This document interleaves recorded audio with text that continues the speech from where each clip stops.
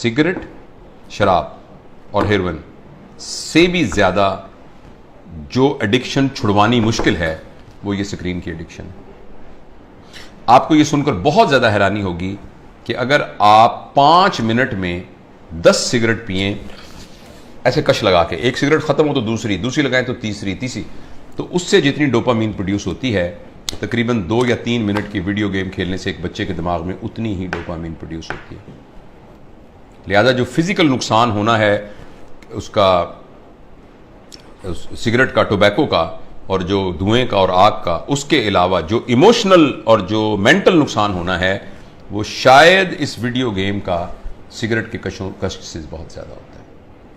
और ऐसी सूरत में जो अहम बात यह है कि जब ये डोपामीन बहुत प्रोड्यूस होनी शुरू, अब गौर से सुनिएगा इस बात को, 2 साल के बच्चे को जब आपने इतनी डोपामीन पर डाल दिया, नहीं उसको हेरोइन का आदी बना दिया, अब ये हेरोइन अब ये मोबाइल भी नहीं दे सकेगा, वीडियो से क्या करेगा, कितने जहाज मारेगा, कितने बंदों को कत्ल करेगा, उस जो गोलियों से मार मार के कितनी देर करेगा, लेकिन डोपामीन इतनी चाहिए कि ये प्रोड्यूस नहीं हो रही। अब बच्चे के अंदर एक कैफियत पैदा हो जाएगी जिसको कहते हैं चाइल्डहुड डिप्रेशन एंड फ्रस्ट्रेशन। मुझे बहुत अच्छी तरह याद है, इसी कमरे में एक खातून आई, उन्होंने कहा डॉक्टर साहब मैंने आपकी बड़ी वीडियो देखी है तो मैं अपनी बच्ची को आपका मिलवाना चाहती हूँ। 5 साल की बच्ची थी, 4 या 5 साल की बच्ची थी।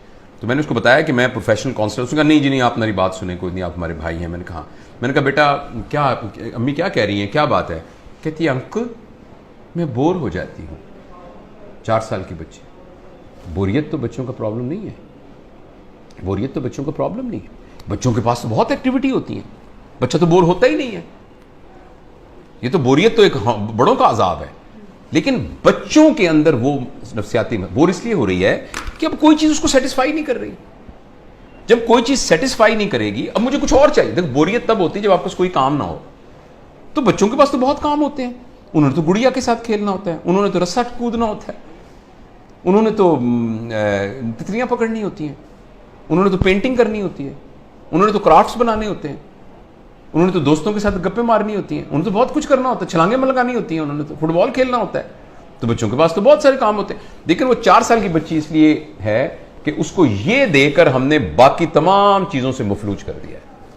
उस बच्ची के लिए गुड़िया खेलना, उस बच्ची के लिए अपने बच्चों के साथ बैठकर मट्टी के घर बनाना, वो उसके लिए कोई अट्रैक्टिव नहीं है। अब उसको इससे बड़ी कोई चीज़ चाहिए। और अगली खतरनाक बात क्या होगी कि जब बच्चा बोर हो जाएगा और बच्चे की डोपामीन पूरी नहीं होगी और माँ बाप को इतनी तरबियत नहीं है, तरबियत होती तो माँ बाप इस कैफियत तक आने ही क्यों देते। अब बच्चा इस वैक्यूम को फिल करने के लिए कोई ऐसा तजुर्बा करेगा जिसमें उसकी क्लास का कोई बदमाश सा लड़का शामिल होगा या कोई और आउटसाइडर शामिल होगा, जिसमें वो बच्चा ड्रग्स में जा सकता है, क्योंकि बोरियत नहीं है। जब बोरियत है तो कुछ करना पड़ेगा बोरियत को दूर करने के लिए।